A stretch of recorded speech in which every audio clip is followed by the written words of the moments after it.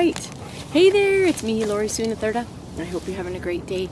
It's early morning and we're up here as the sun's rising behind me, and I'm sitting here on this dead tree that has fallen probably years ago. And I was going to read to you from the 4 Doors again. We're talking about believing that there's a purpose for you to be here. And there's just so much. I'm reading parts out of here, but there are so many others that have chimed in with their quotes and everything to tell us the very same thing, that those who succeed are those who believe that there's a reason and a purpose for them being here on the earth. And as we have these good thoughts, I want to put that in your brain again, because it's reality. The mind and the brain are separate. The mind speaks and the brain processes, so you want to harmonize the two. If you're not thinking good thoughts, if you're not putting consciously good things into your brain and into your helping your mind to grow clear and clean, your brain starts to look like this dead tree behind me. There's actual scientific proof now that I want to look this up for sure so I don't goof, could be dendrites, synapses that are in there that literally die off and look like old Halloween trees, if you will, haunted trees, old dead trees. As we learn, grow, feed our whole being with positive, we can detox the brain and change that. And if you want to know more about those 5 steps, if you subscribe to Dr. Leaf, Caroline Leaf's TV show, or any of her subscriptions, you can. She'll give you a 5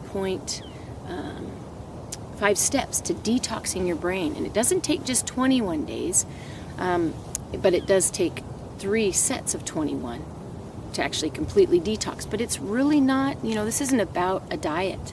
This is about a lifestyle, and I teach that in my nutrition. Growing up, I was a fitness instructor. It's just the same thing. This isn't about doing something for 3 weeks and seeing this miraculous change. This is about finding what works for you, what you love to do, and get moving doing it, and make that a lifestyle change. It's about changing your eating habits so that your body and your brain start to tell you how much they love what you're eating, and it changes the flavor, your perception, and I think it's a physiological change myself. So anyway, let's read what he's saying about belief and your divine mission. My personal belief in a divine life mission. This is actually Richard Paul Evans' personal belief. The power of believing in a personal mission is a principle that has had an impact on my own life and has led me to achieve things that I would have never dreamed possible.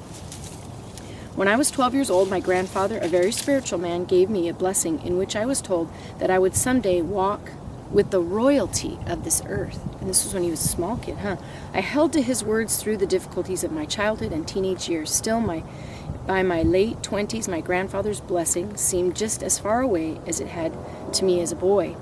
A business I had started was failing, my health was poor, and my marriage was struggling. How could I ever walk with royalty?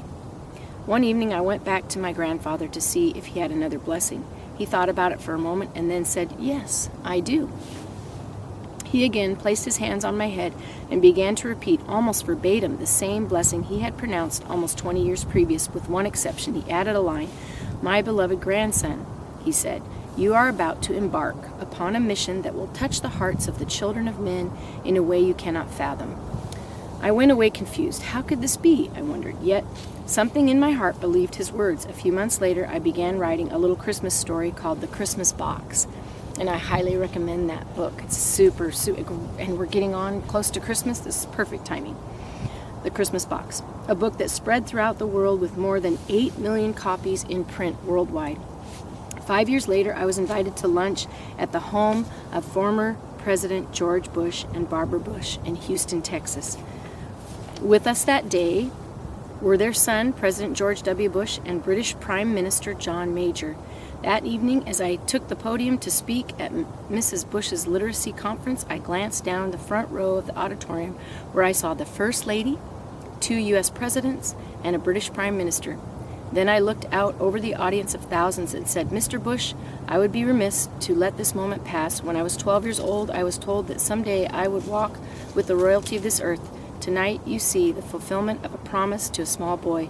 Shakespeare wrote, "There's a divinity that shapes our ends." My personal belief in a divine life mission has brought me hope, understanding, and meaning throughout my life. So, if you want to have more hope if you want to have more understanding of who you are and you want to have more meaning in your life, sounds like you need to find out. First, you need to believe that there's a reason you're here and that you have a purpose, and then to delve deep to find out what that is. So with that, my friend, get out there and just make it a great day. You can come visit me at majesticu.com, where you can make an appointment and we can talk, where you can receive guidance and instruction, get on my newsletter, whichever you decide. And hey, right there.